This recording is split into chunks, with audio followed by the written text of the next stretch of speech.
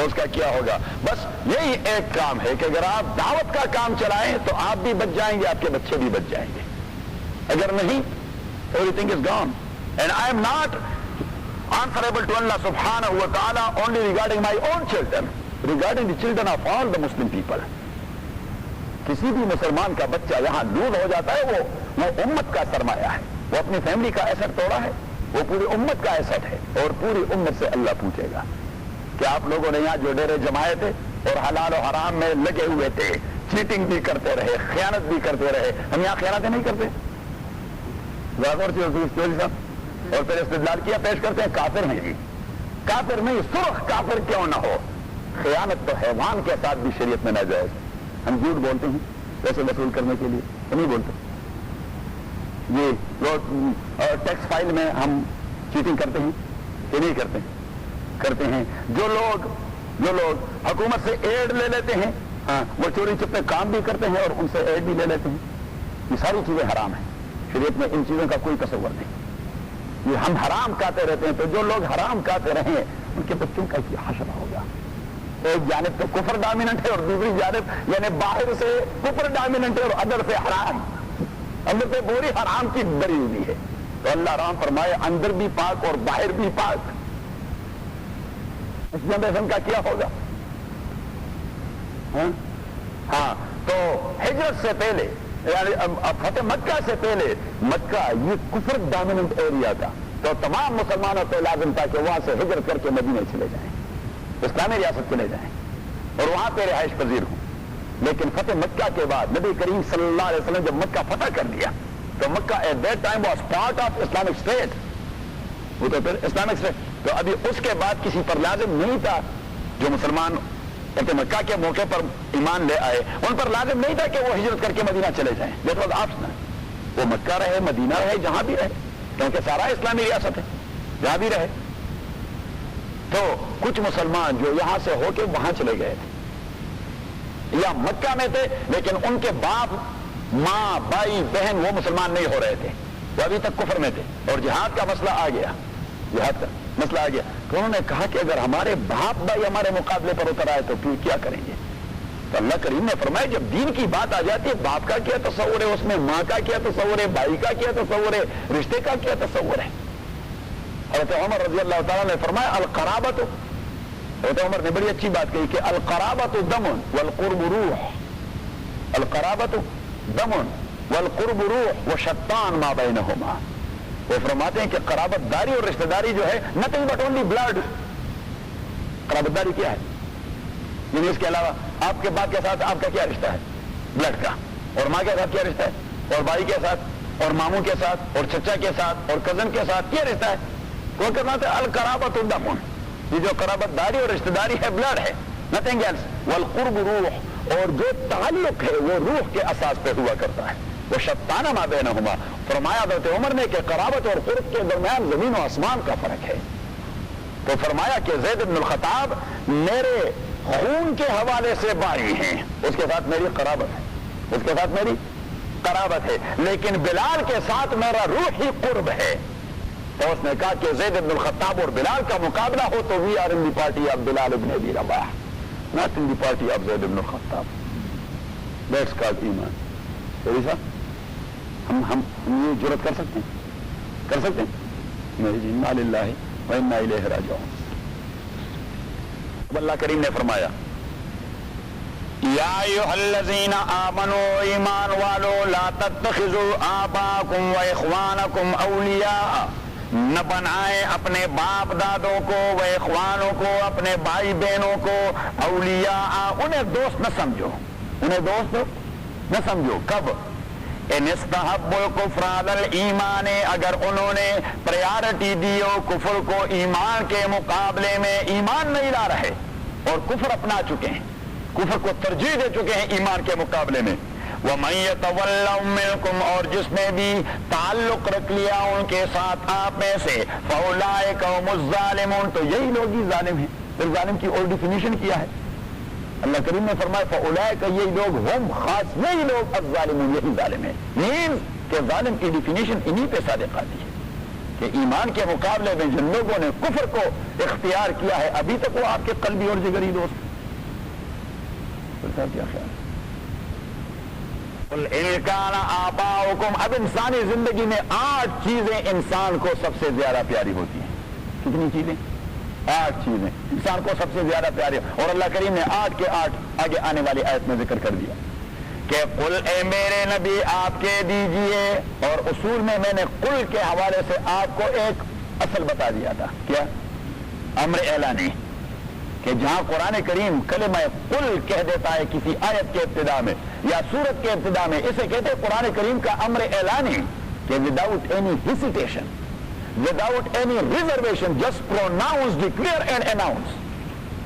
کہ یہ مسئلہ ڈکلریشن کا ہے، یہ چورے چپے کرنے والی بات نہیں، یہ چوری چپے کرنے والی بات نہیں، یہ اسپیسیفک گیدرنگ والی بات نہیں، یہ الیکٹرانک میڈیا پر نشر کرانے والی بات ہے. قل کا معنی یہ ہے کہ یہ آپ سیٹلائٹ پر پوری دنیا کو پہنچا دیں، الیکٹرانک میڈیا پر پوری دنیا کو یہ پیغام دے دیں. کیا؟ قل آپ اعلان کیجئے او میرے نبی ان کان آباؤکم، اگر آپ کے باپ دادے و اخوانکم، اور آپ کے بھائی، و آپ ان کان آباؤکم، اگر آپ کے باپ دادے و ابناؤکم، آپ کے بچے بیٹے، وَإِخْوَانُكُمْ، آپ کے بھائی بہن، وَأَزْوَاجُكُمْ، آپ کے اسپاؤسز، وَعَشِيرَتُكُمْ، آپ کے قبیلے. کیا؟ آپ کے کبھی کبھار ہم دین کے مقابلے میں قبیلے کو زیادہ ترجیح دیتے ہیں. دین کا مسئلہ ہوگا میں نے اطہر کا ساتھ دینا ہے اس لیے کہ وہ پٹھان ہے، وہ پشتون ہے، تو میں نے اس کا ساتھ دینا ہے. میں دین کے اساس، دین کے مقابلے میں پشتون ولی کو ترجیح دے دیتا ہوں. اِنَّا لِلَّهِ وَإِنَّا إِلَيْهِ رَاجِعُونَ. تو اللہ کریم نے فرمایا وَعَشِيرَتُكُمْ، اور آپ کے قبیلے، وَأَمْوَالٌ اقْتَرَفْتُمُوهَا، آپ کے وہ ڈالر جو آپ نے کما لیے ہیں، وَتِجَارَةٌ، آپ کا وہ سٹاک مارکیٹ، وَتِجَارَةٌ، آپ کے بزنسز اور ٹرانزیکشن، تَخْشَوْنَ كَسَادَهَا، جن کے ٹپ ہو جانے سے آپ ڈرتے ہیں. کہ اگر ہم دین کی بات کریں گے بس کاروبار ٹپ ہو گیا، کاروبار ٹپ ہو گیا، یہ ہوتے رہتے ہیں. وَتِجَارَةٌ تَخْشَوْنَ كَسَادَهَا، آپ کے بزنس اور ٹرانزیکشن، تَخْشَوْنَ كَسَادَهَا، جس کے ٹپ ہونے سے آپ ڈرتے ہیں. وَمَسَاكِنُ، اور آپ کے بڑے بڑے محلات، تَرْضَوْنَ، جو آپ کو بہت زیادہ پسند ہے. اب دیکھیے، اب اللہ کریم نے جو لسٹ لے دی، اس سے باہر کوئی چیز نہیں ہے. اس سے باہر یہ 8 چیزوں کی جو لسٹ اللہ کریم نے، رشتوں میں باپ کا رشتہ، ماں مراد ہے ساتھ، باپ کا رشتہ تو ماں ساتھ میرا اطہر ہے. پھر ابناؤکم، بیٹے بیٹیوں کا رشتہ. پھر وہ اخوانکم، بھائیوں بہنوں کا رشتہ. پھر وہ ازواجکم، شوہر بیوی کا رشتہ. پھر وہ عشیرتکم، قبیلے کا رشتہ. پھر وہ اموال اقترفتموها، بینک ڈپازٹ. اور پھر وہ تجارت تخشون کسادها، بزنس اینڈ ٹرانزیکشن. اور پھر وہ مساکن ترضونها، محلات اور گھر. بس یہ 8 ہی چیزیں جس کے لیے آدمی مرتا ہے. کبھی آدمی مرتا ہے باپ کے لیے، ماں کے لیے، کبھی مرتا ہے بیٹے کے لیے، بیٹی کے لیے، کبھی مرتا ہے بھائی کے لیے، بہن کے لیے، کبھی مرتا ہے شوہر کے لیے، بیوی کے لیے، کبھی مرتا ہے قبیلے کے لیے، عزیز داری کے لیے، کبھی مرتا ہے اپنے بینک ڈپازٹ کے لیے، کبھی بزنس اور ٹرانزیکشن کے لیے، اور کبھی اپنے گھر اور محل کو بچانے کے لیے. یہ 8 کے 8 اللہ کریم نے کہہ دیا. پھر ایک بات، ان کان آباؤکم، میرے نبی آپ ڈکلیئر کر دیں، میرے نبی آپ اناؤنس کر دیں، میرے نبی آپ پروناؤنس کر دیں. ان کان آباؤکم، اگر آپ کے آباؤکم پیرنٹس، وابناؤکم بچے، واخوانکم بھائی، وازواجکم اسپاؤسز، وعشیرتکم قبیلے، واموال اقترفتموها، وہ مال جو آپ ان کر چکے ہیں، وتجارت بزنس اور ٹرانزیکشن، تخشون کسادها، جس کے ٹپ ہونے سے آپ ڈرتے ہیں، ومساکن ترضونها، اور آپ کے وہ بنگلے اور محلات جسے آپ بہت پسند کرتے ہیں. ومساکن، صرف گھر کی بات نہیں کی، گھر کی بات، کیونکہ گھر وہ تو سن میں وہ جھونپڑیاں بھی ہوتی ہیں، کس کو پسند ہے؟ کسی کو بھی نہیں پسند. اگر چھٹکارا ملے تو آج میں الحمدللہ کہہ دیں. یہ اللہ کریم نے اس لیے اس کے ساتھ قید رکھ دیا کہ وہ مساکن ترضونها، میں ان گھروں کی بات کر رہا ہوں جس میں دل لگی ہوتی ہے. وَمَسَاكِنُ تَرْضَوْنَهَا، اور آپ کے وہ گھر جو آپ کو بڑے پسند ہیں. اگر یہ 8 چیزیں احب الیکم آپ کو زیادہ محبوب ہیں من اللہ اللہ کے مقابلے میں، ورسولہ اللہ کے رسول کے مقابلے میں، وجہاد فی سبیل اللہ کے راستے میں جہاد کرنے سے. 8 ایک جانب، 3 چیزیں دوسری جانب.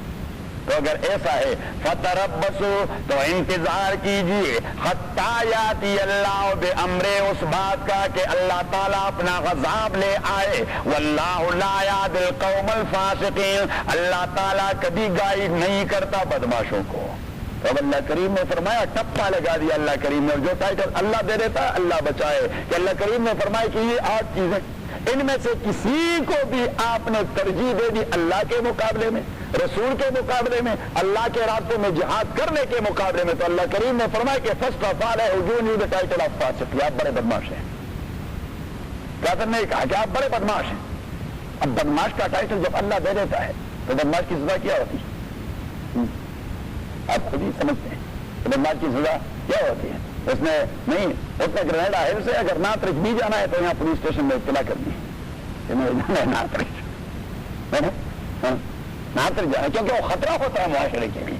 اللہ کریم فرماتے ہیں کہ ایسے لوگ سوسائٹی کے لیے بہت بڑا خطرہ ہے، مسلم سوسائٹی کے لیے، اسلامک امہ کے لیے بہت بڑا خطرہ ہے. تو میرے خیال میں پوری امت کے لیے خطرہ ہے اس دور میں، کیونکہ پوری امہ وہ تو ان چیزوں کو ترجیح دے رہی ہے.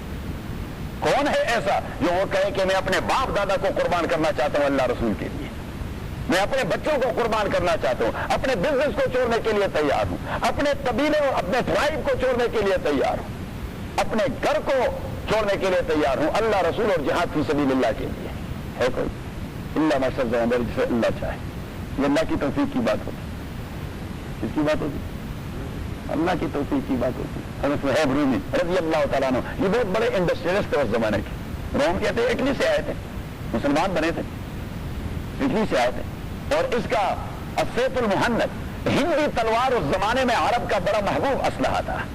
کیا جس طرح ہمارے پاکستان میں یعنی پورے پاکستان میں یا پورے سب کانٹیننٹ میں کلاشنکوف سب سے محبوب ترین اسلحہ ہے.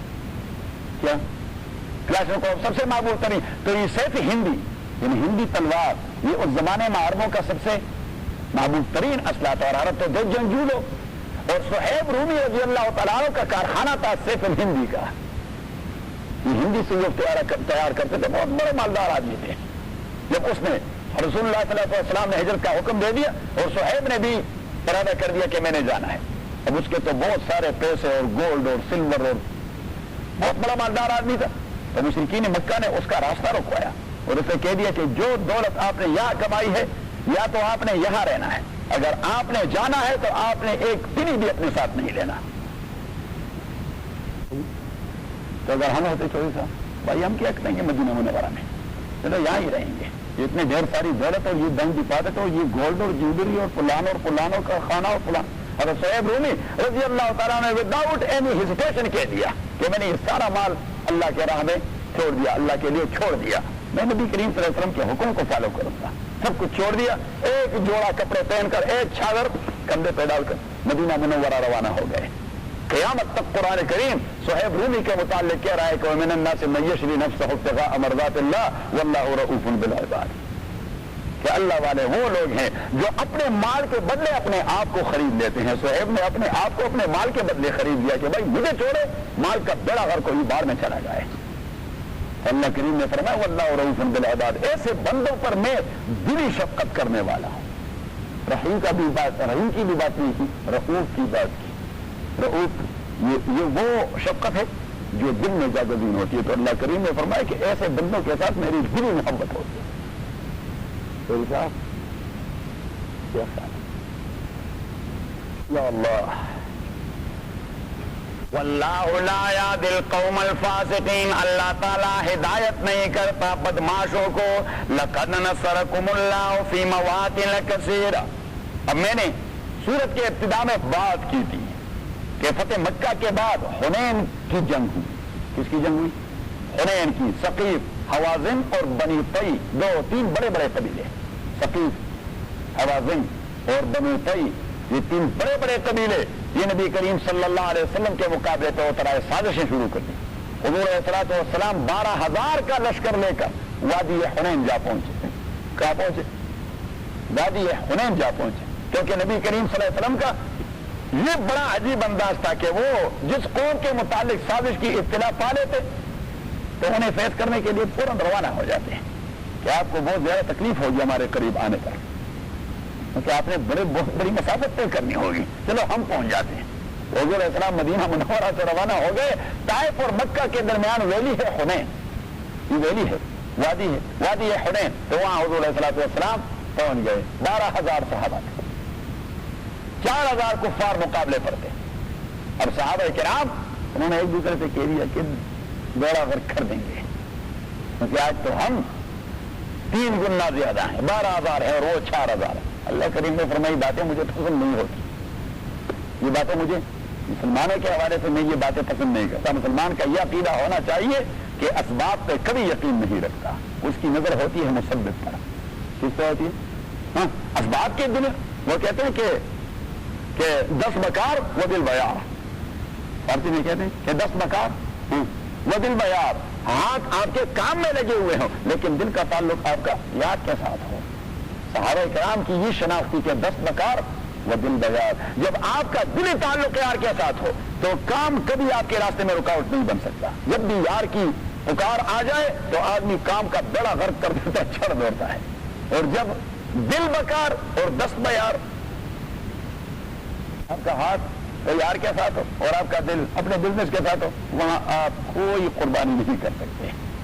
ہم یہ دوسرے والے ہیں، ہم 10 بکار اور دل بیار والے نہیں. 10 بیار اور دل بکار. کیا کہہ رہے ہیں؟ اب اللہ کریم نے فرمایا یہ بات مجھے پسند نہیں آئی کہ مسلمان اور ان کو یہ بات کہ آج ہم ایسا تیسا کریں گے اور ہم ایسا تیسا کریں گے. نہیں، آپ کچھ نہیں کر سکتے. جس طرح ہمارے جماعت والے کہہ رہتے ہیں ناصر وغیرہ، یہ کہہ رہتے ہیں کہ اللہ سے ہونے کا یقین اور مخلوق سے نہ ہونے کا یقین. یہ عقیدہ مسلمان کا. ہم جو کہتے ہیں کہ لا الہ الا اللہ ما دمت لم تضرب بلا عنق السوا فی قول ان اللہ لست بواصل. یہ لا کا کلمہ دیکھیں، لا اس کی شکل تلوار جیسی ہے. شکل کیسی ہے؟ تلوار جیسی. تو وہ کہتے ہیں کہ ما دمت لم تضرب بلا عنق السوا، لا کی تلوار سے، لا کی میں گیٹ ایوریتھنگ. آپ نفی کے منزل سے گزریں گے تو تبھی اس بات کے موقع پر جا پہنچیں گے. جب تک آپ نیگیشن سے نہیں گزرتے تو آپ اس بات میں پہنچ نہیں سکتے. آپ نے یہ اس ویلی سے گزرنا ہوگا. لا کا معنی یہ ہے کہ سب کچھ اللہ کے لیے میں نے چھوڑ دیا، الا اللہ، صرف ایک اللہ کو لے لیا. کلمے کا حاصل یہی ہے، لا الہ الا اللہ. کوئی چیز میرے نظر میں ہے نہیں الا اللہ، بس ایک اللہ ہی ہے. مینس کہ یہ باقی چیزیں یہ عارضی قسم کی چیزیں، میں صرف اللہ کو ڈھونڈ رہا ہوں، اللہ کو پانے کی کوشش کر رہا ہوں. تو کہتے ہیں ما دمت لم تضرب بلا عنق السوا، جب لا کے تلوار سے آپ غیر اللہ کے گردنیں نہ توڑیں، فی قول الا اللہ لست بواصل، آپ اللہ کے منازل نہیں لے سکتے. یہ لا بہت مشکل کام ہے. یہ لا بہت مشکل کام. اگرچہ بت ہے جماعت کے آستینوں میں، علامہ نے کیا کہا؟ اگرچہ بت ہیں جماعت کے آستینوں میں، مجھے ہے حکم اذاں لا الہ الا اللہ.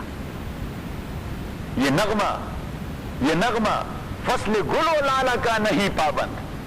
یہ لا الہ الا اللہ والا جو نغمہ ہے اس کا کسی ویدر سے اور کسی موسم سے تعلق نہیں. یہ نغمہ فصل گل و لالا کا نہیں پابند، خزان ہو کے بہار لا الہ الا اللہ. یہ جو لا والا مسئلہ ہے یہ بڑا مشکل ہے. ہم ابھی تک لا کے مرحلے سے نہیں گزرے. یہ لا کا بہت طویل مرحلہ ہے. یعنی لا کا معنی یہ باپ نو، ماں نو، بھائی نو، بیٹا نو، بیوی نو، مال نو، بزنس نو، مال نو، الا اللہ، صرف ایک اللہ.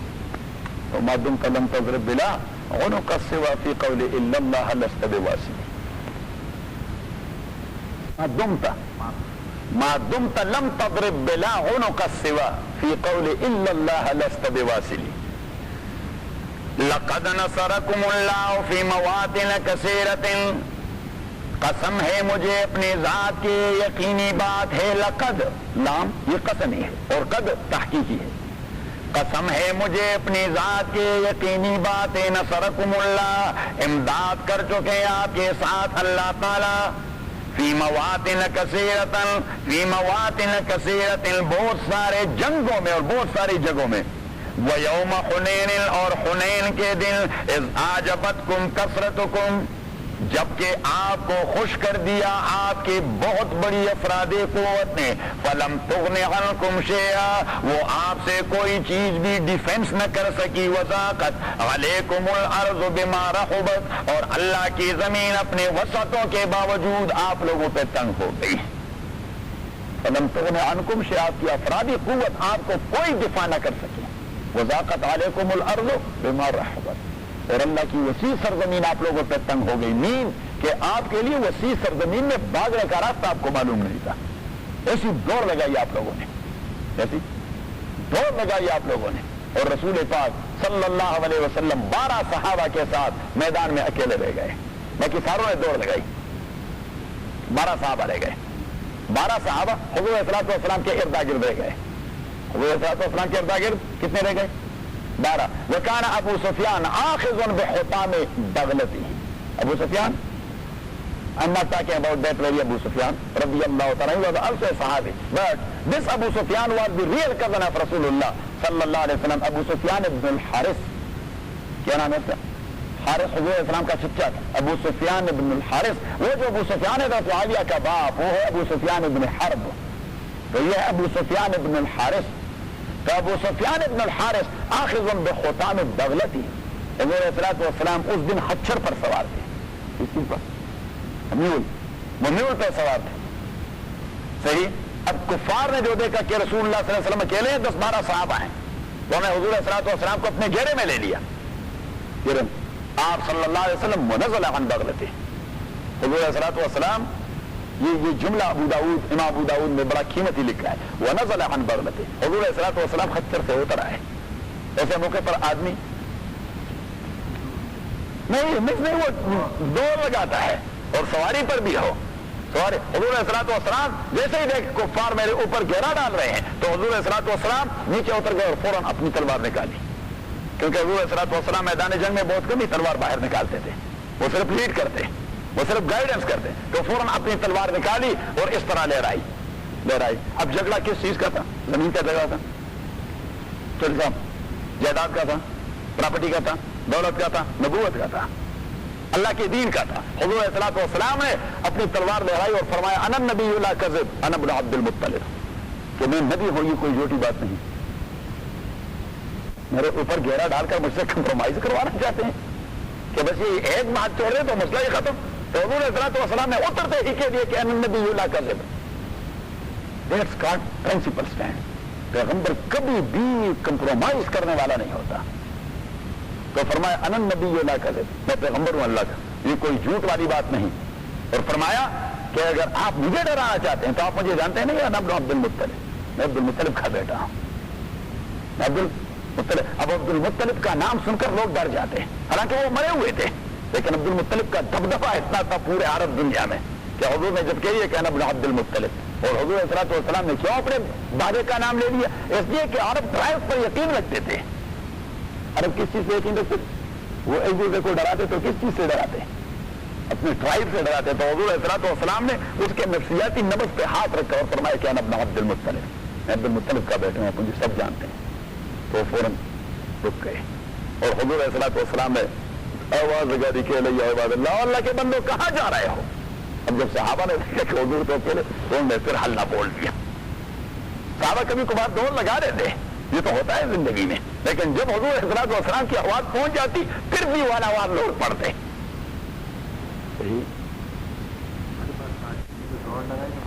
تو نہیں، لیڈر نے سب سے پہلے دوڑ لگانی ہے۔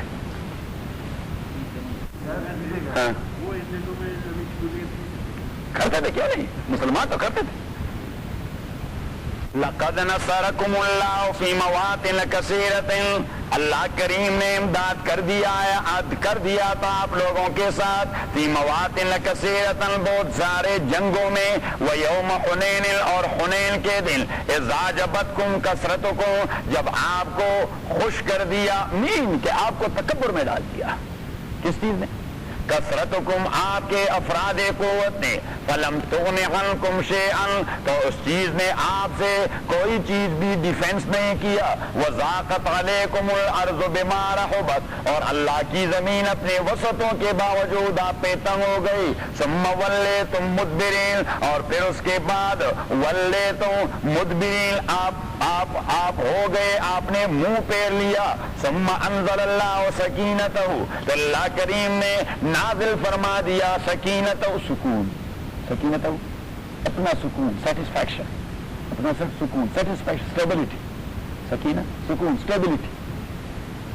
پھر اللہ کریم نے نازل فرمایا سکینت اسٹیبلٹی اور استقامت علی رسول اپنے پیغمبر پر، وعلی المؤمنین اور مسلمانوں پر، وانزل جنودا لم تروها اور اللہ کریم نے نازل فرمائے فرشتوں کے لشکر لم تروها جو آپ لوگ نہیں دیکھ رہے تھے، وعذب الذین کفروا اللہ کریم نے کافروں کو اس جنگ میں زبردست سزا دے دی، وذالک جزاء الکافرین اور یہی بدلہ ہے کافروں کا، ثم یتوب اللہ من بعد ذالک اور پھر بھی اللہ رجوع کرتا ہے اس کے بعد علامن اسی پر یشاء جسے چاہتا ہے، واللہ غفور رحیم اللہ کریم بخشنے والا اور مہربان ہے. کہ جو لوگ حنین میں آپ کے مقابلے میں آئے تھے میں نے ہدایت کے دروازے بھی ان کے لیے بند نہیں کیے، ثم یتوب اللہ علی من یشاء من عبادہ جس کو اللہ چاہتا ہے اللہ توفیق دے دے گا، اہل حنین میں سے وہ ایمان لے آئیں گے. یا ایھا الذین آمنوا انما المشرکون نجس یہ وہ دوسرا بم ہے، یہ ایٹم بم سے بھی زیادہ زوردار ہے. یہ ایٹم بم سے دیکھیے ایک ایٹم بم آپ ابتدا میں چلے جائیں، بالکل ابتدا میں براءۃ من اللہ ورسولہ الی الذین عاہدتم من المشرکین لا تعلقی کا اعلان ہے، کافروں کے ساتھ ہمارے کوئی معاہدے نہیں رہے. ایک دوسرا آپ آگے چلے جائیں آیت نمبر 17 ما کان للمشرکین ان یعبروا مساجد اللہ مشرکوں سے بیت اللہ کی مجاورت اور متولی ہونا لے لیں، چابیاں لے لیں ان سے تو بس بہت. مشرکوں کا کیا تعلق بیت اللہ کی سرپرستی کرنا. یہ دوسرا بم. اب تیسرا بم اور یہ اس سے بھی زوردار ہے کہ مجاورت کرنا علیحدہ بات، معاہدہ ختم کرنا یہ علیحدہ بات. آج کے بعد خبردار اگر ہم نے کسی کو حرم کے حدود میں دیکھ لیا تو جو کافر ہونا ہے چلنا ہے، یہاں سے یا مسلمان ہونا ہے چلنا ہے. تو یہ سب سے زوردار تھا. انما المشرکون نجس بات یہ ہے کہ مشرک نجس وہ عقیدے کے گندے ہیں. انما المشرکون مشرک نجس وہ فلق ہیں، وہ گند ہے. فلا یقرب المسجد الحرام وہ قریب نہ آئے مسجد حرام کے اپنے سبق پہ. فلا یقرب المسجد الحرام وہ قریب نہ آئے مسجد حرام کے بعد عامہم ھذا اس سال کے بعد. اس سال تو آئے حج کے لیے، آئندہ وہ تکلیف نہ کریں، آئندہ وہ تکلیف نہ کریں. وَإِنْ خِفْتُمْ عَيْلَةً اب دیکھیے یہ اتنا بڑا اعلان تھا، اتنا بڑا اعلان کہ اس کے کانسیکوینسز کیا ہوں گے، الٹیمیٹ ریزلٹس کیا ہوں گے. او جی وہ یمن سے جو آتے ہیں، او جی وہ سیریا سے جو آتے ہیں کافر مشرک سارے، ہم نے تو ساروں کا راستہ بند کر دیا، ہمارے تجارت کا کیا بڑھے گا. امبارگو لگ جائے گا. کیا لگ جائے گا؟ امبارگو، اقتصادی امبارگو لگ جائے گا، ہم تو بھوکے مر جائیں گے.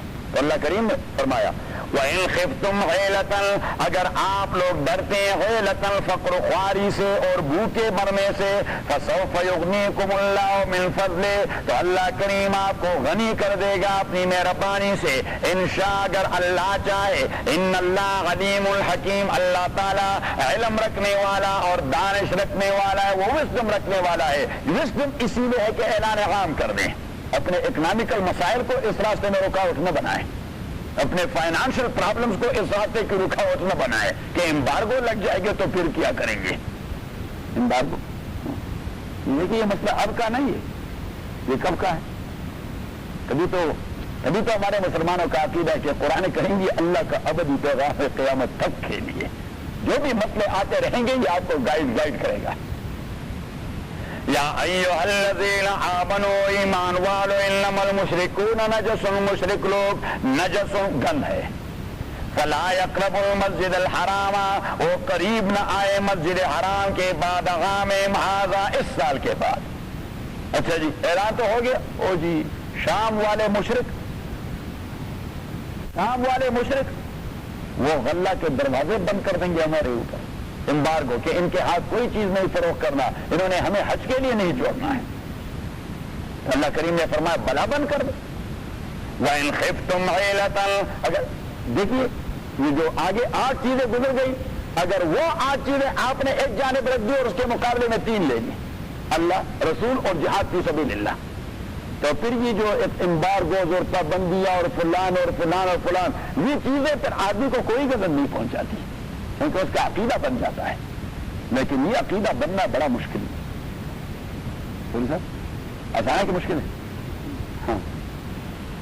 وَإِنْ خِفْتُمْ عِيلَةً، اور اگر آپ ڈرتے ہیں عِيلَةً فقر خواری سے اور بھوکے مرنے سے، فَسَوْفَ يُغْنِيكُمُ اللَّهُ مِنْ فَضْلِهِ، تو جلدی اگر اللہ چاہے آپ لوگوں کو غنی بنا دے گا اپنی مہربانی سے۔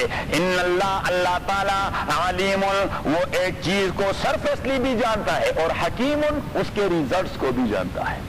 علیم کا معنی ایک چیز کو جاننا، حکیم کا معنی اس کے ریزلٹس کو جاننا۔ تو آپ ایک چیز کو سرفیسلی دیکھتے رہیں گے، سرفیسلی، اور اللہ کریم فرماتے ہیں کہ میں سرفیسلی نہیں دیکھتا، میں تو اس کے نتائج کو دیکھتا ہوں، تو اس کے نتائج کیا ہوں گے۔ تو سرفیسلی آپ دیکھیں او جی ہم مارگو لگ جائے گی، لگے بلا لگے، اللہ کریم فرماتے ہیں کانسیکوینسز دیکھے خدا کے بندوں، اگر آپ لوگ یہ نہیں کریں گے کل کلان آپ لوگوں کو انہوں نے بیت اللہ سے پھر واپس نکالنا ہے۔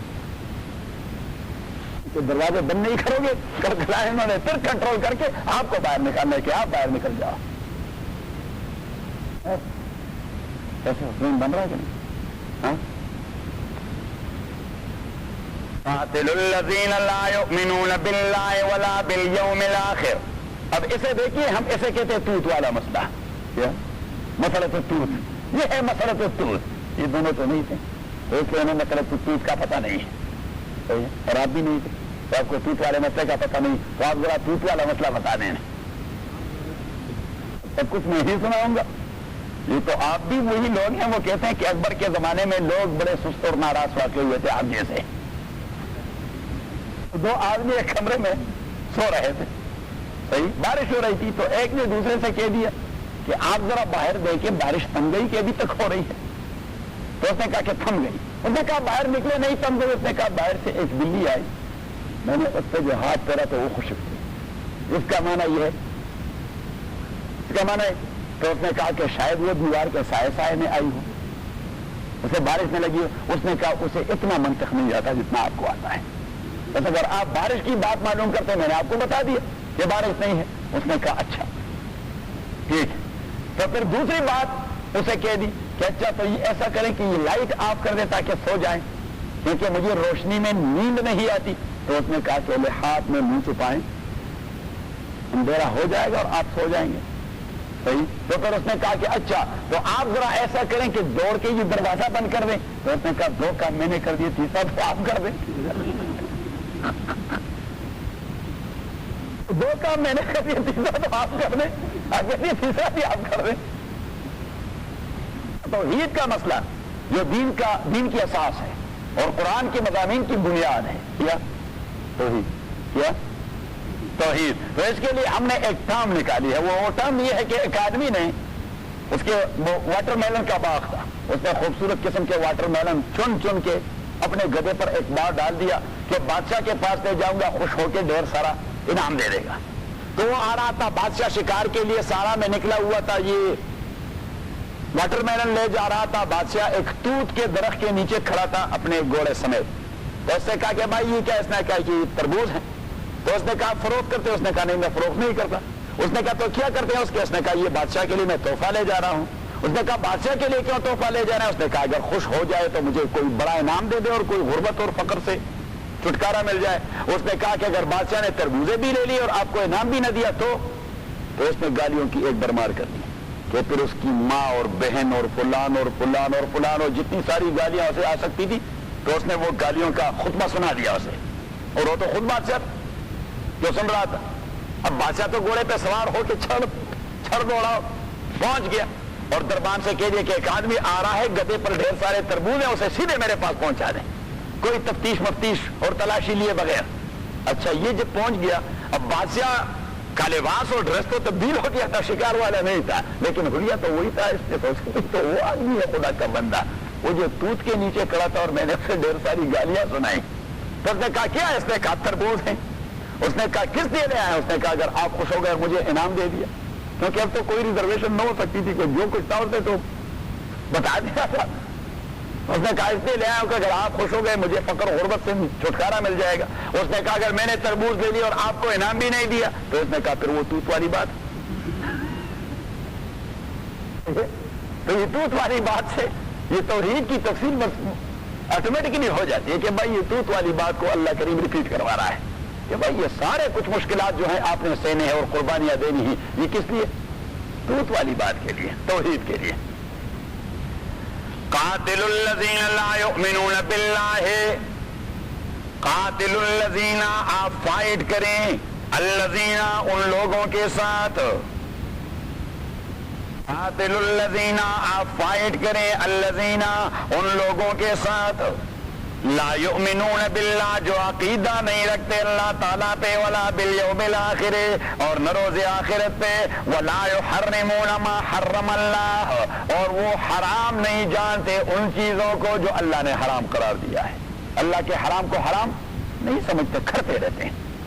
ولا یحرمون ما حرم اللہ ورسولہ، اور حرام نہیں جانتے ان چیزوں کو جو اللہ نے حرام کر دیا ہے اور اللہ کے رسول نے حرام کر دیا ہے۔ ولا یدینون دین الحق، اور وہ اختیار نہیں کرتے اس حق دین کو، وہ اختیار نہیں کرتے اس حق دین کو۔ یہ کون ہے؟ من الذین اوتوا الکتاب، ان لوگوں میں سے جنہیں کتاب بھی دے دی گئی تھی، ان کے پاس آسمانی کتاب بھی ہے لیکن ابھی ان کا نہ اللہ پہ عقیدہ، کس پر عقیدہ ہے؟ کس پر عقیدہ؟ کسی کا جیسس پر، کسی کا کسی اور بلا پر۔ صحیح، اللہ کے محرمات کو حرام نہیں کہتے تو اور جو کہہ رہے ہیں تو کیا اللہ نے جائز قرار دیا تھا؟ ولا یدینون دین الحق، رسول پاک کا دین یہ ان کے دین کی تکمیل ہے، یہ اس دین کی تکمیل ہے جو سارے انبیاء کو دے دی گئی تھی۔ علماء کرام فرماتے ہیں کہ اوپر توحید کے حوالے سے رب العالمین ہے اور نیچے نبوت کے حوالے سے رحمت للعالمین ہے۔ جس طرح رب العالمین کے ساتھ شریک ٹھہرانا یہ کفر ہے، تو رحمت للعالمین کے ساتھ نبوت میں شریک ٹھہرانا اس کے آنے کے بعد یہ بھی کفر ہے۔ رب العالمین وہ توحید میں لا شریک ہے، تو رحمت للعالمین وہ اب کے نبوت اور رسالت میں لا شریک ہے۔ بس جب اس کی نبوت اور رسالت دنیا میں آئی تو کسی کی نبوت اور رسالت کا تصور باقی نہیں رہا، کسی کے نبوت اور رسالت کا تصور باقی نہیں رہا۔ سید امیر شریعت سید عطا اللہ شاہ صاحب بخاری رحمۃ اللہ علیہ وہ فرمایا کرتے تھے جہانی مرزا غلام احمد قادیانی کے متعلق بہت سارے نتیجے کہا کرتے تھے، فرمایا کرتے تھے کہ حضور پاک نے فرمایا کہ ان مثلی و مثل الانبیاء من قبلی کرجل بنا دارا، کہ میری مثال اگر آپ سارے انبیاء کے ساتھ لے لیں تو یہ اس طرح ہے کہ ایک آدمی نے گھر بنایا ہے، کیا بنایا؟ فَأَجْمَلَهُ وَأَحْسَنَهُ، بہت خوبصورت بنا دیا ہے۔ وَيَطُوفُ الرَّجُلُ حَوْلَهُ، ایک آدمی آ گیا اس کا جائزہ لینے ادھر ادھر گھوم پھر رہا تھا، بڑا خوبصورت گھر ہے، بڑا بہترین بنا دیا ہے، واہ جی اس آرٹ کا کیا کہنا، واہ جی اس دروازے کا کیا کہنا، واہ جی اس دولاب کا کیا کہنا، فلاں چیز کا کیا کہنا، الا موضع لبنا، یکایک اس کو ایک جگہ کھلی ہوئی نظر آئی، اس نے کہا اس نے ساری خوبصورتی کا بیڑا غرق کر دیا ہے، یہ جگہ بند ہونی چاہیے تھی۔ الا موضع لبنا، حضور پاک فرماتے ایک اینٹ کی جگہ فارغ تھی جس نے ساری خوبصورتی کا بیڑا غرق کر دیا تھا، تو حضور علیہ السلام نے فرمایا فانا تلک اللبنا، میں وہی اینٹ ہوں جسے اللہ تعالیٰ نے وہاں لگا دیا اور عمارت کی تکمیل ہو گئی۔ عمارت کی تکمیل، اب عمارت کی تکمیل ہو گئی، نیند کے کسی دوسرے اینٹ کے رکھنے کی اب ضرورت ہے بلکہ جگہ ہی نہیں ہے۔ تو شاہ صاحب رحمۃ اللہ علیہ فرماتے ہیں کہ لوگ، وہ ملتان کے متعلق کہتے تھے کہ لوگ ملتان میں گھر بنا کر نظر بد کے دفاع کے لیے یا بیل کے ہارنز کیا کہتے ہیں سینگ، وہ سینگ وہاں بام پر لگا دیتے ہیں، بام پر، اور فرماتے تھے کہ یا ٹوٹی ہوئی ہانڈی کالی سی وہ لگا دیتے کہ نظر بد نہ لگے، کہ نظر بدنے لگے. تو اس نے کہا کہ اب اینٹ رکھنے کی جگہ نہیں, یہ مرزا صاحب وہ ٹوٹی ہوئی ہانڈی ہے, لیکن وہ عمارت جو ہے وہ نبوت والی ہے, اس کو نظر لگتی نہیں, لہذا ٹوٹی ہانڈی کو آپ پیشاب ہی کے لیے استعمال کر سکتے ہیں. عجیب باتیں کیا کرتے ہیں. من الذین اوتوا الکتاب حتی یؤتوا الجزیہ, تاکہ وہ جزیہ دے دے, عن ید, حتی یؤتوا الجزیہ, تاکہ وہ جزیہ دے دے, عن ید, تاکہ وہ جزیہ دے دے, عن ید, اپنی کسب سے, عن ید, اپنی کسب سے. تو یہاں سے امام ابو حنیفہ رحمۃ اللہ علیہ نے نقطہ پک کر دیا کہ جو غیر مسلم اسلامک ریاست میں رہ رہا ہو اور وہ کاسب نہ ہو یا اس کا کسب نہ ہو, وہ کاسب نہ ہو یا اس کا مینز کہ وہ امپلائڈ نہ ہو, کہ وہ امپلائڈ, تو اس پر ٹیکس نہیں ہوتا, اس پر ٹیکس نہیں ہوتا. اس لیے کہ اللہ کریم نے لفظ کہہ دیا تھا عن ید, اس نے لفظ کہہ دیا عن ید, اور تائید کروا دی اس کی حضرت عمر کے فیصلے سے. حضرت عمر رضی اللہ تعالیٰ عنہ وہ راستے پہ آ رہے تھے, تو ایک بوڑھا یہودی وہ کسی دروازے میں کھڑے ہو کے وہ بھیک مانگ رہا تھا. حضرت عمر رضی اللہ تعالیٰ نے اس کے کندھے پہ ہاتھ رکھ دیا اور اسے کہا دیا محاذ الذل والہوان, یہ کیا آپ کمیونٹی میں رسوائی ڈیولپ کروا رہے ہیں, یہ گداگردی کرنا ہی تو کمیونٹی کی رسوائی ہے, یہ کیا آپ کروا رہے ہیں. تو اس نے کہا کہ جی میں تو یہودی ہوں, اب میرے ٹیکس کی ادائیگی کی ڈیٹ آ رہی ہے, 31 اپریل ہوتا ہے, کیا ہوتا ہے 31 جنوری, 15 اپریل, یہ 15 اپریل آ رہا ہے اور میں ٹیکس فائل کرنا ہے اور ٹیکس بھجوانا ہے, صحیح. تو عمر رضی اللہ عنہ نے فرمایا تو ٹیکس دے دینا. انہوں نے کہا جی میں تو بوڑھا ہوں, 60 سال کا ہو گیا ہوں, کسب کر نہیں سکتا, تو ٹیکس کے لیے پیسے جمع کر رہا ہوں.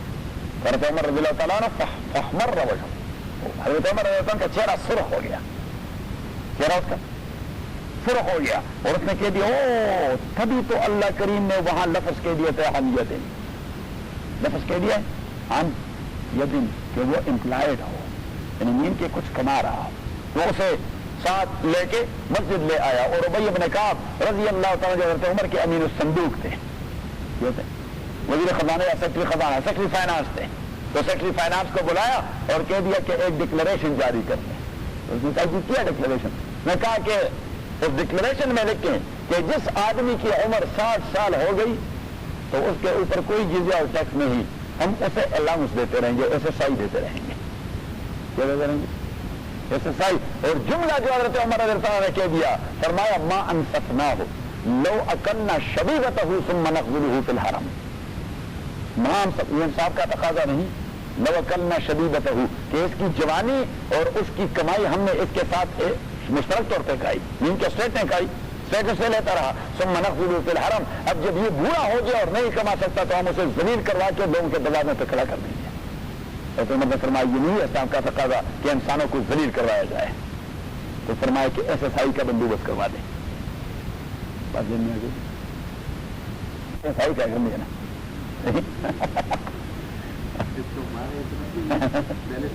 کہ پتہ لگ جائے.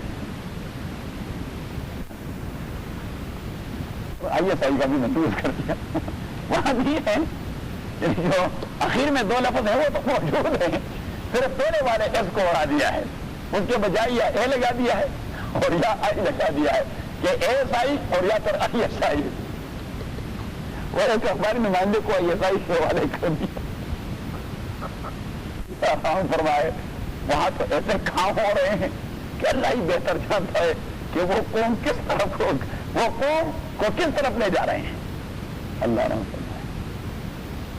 سوخت عقل ز حیرت کہ اینچی بلا جدید, بسوخت عقل ز حیرت کہ یہ کیا بے وقوفی ہے, بسوخت عقل ز حیرت کہ اینچی بلا. ہاں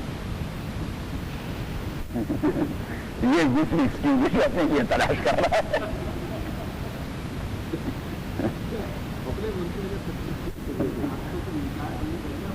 یہ تو فارسی میں ایک شعر ہے کہ درمیانے قار دریا تخت بندم کر رہی, بعض می گوئی کے دامن ترمکن ہوشیار باش. حالات سے بھاگنا یہ بھی مردمی کی دلیل نہیں, حالات کو فیس کرنا یہ مردانگی ہے.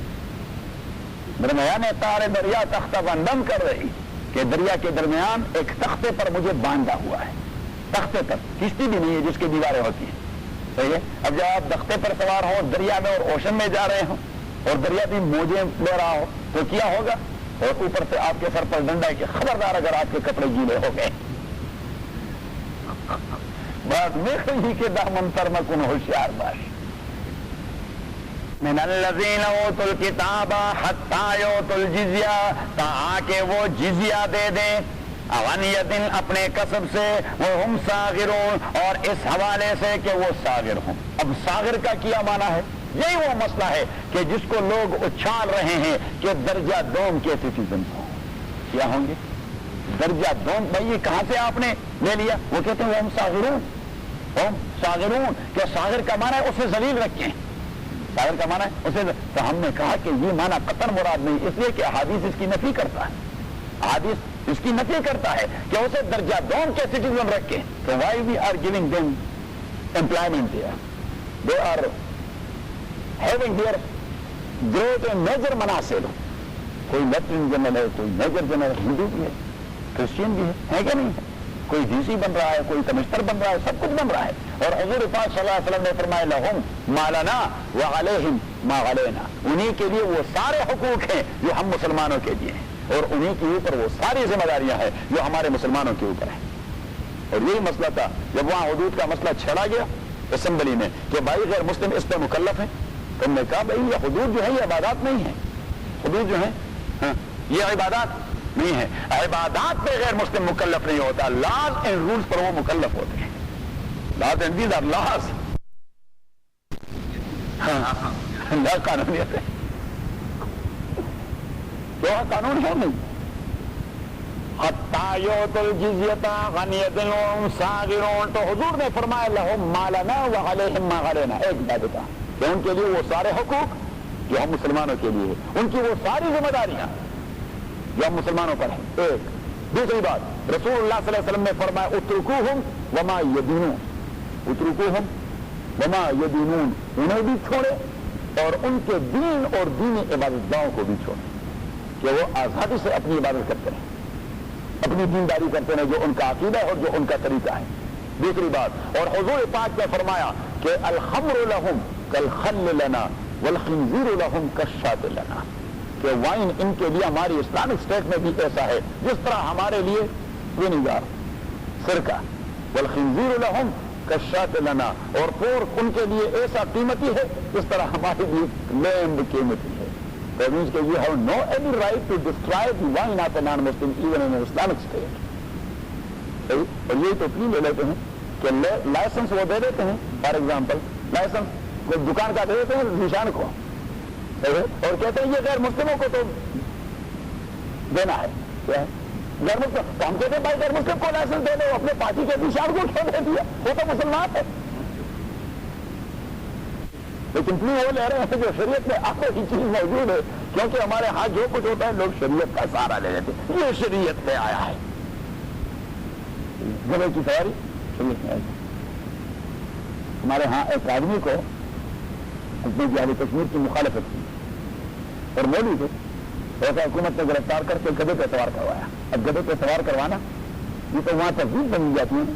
گدھے پہ سوار کروایا تو پھر جب وہ تقریر کرتے رہے تو وہ کہتے ہیں کہ لوگ کہتے ہیں کہ آپ کو گدھے پہ سوار کروایا. اس نے کہا حضور علیہ الصلوۃ والسلام گدھے پہ سواری کیا کرتے تھے؟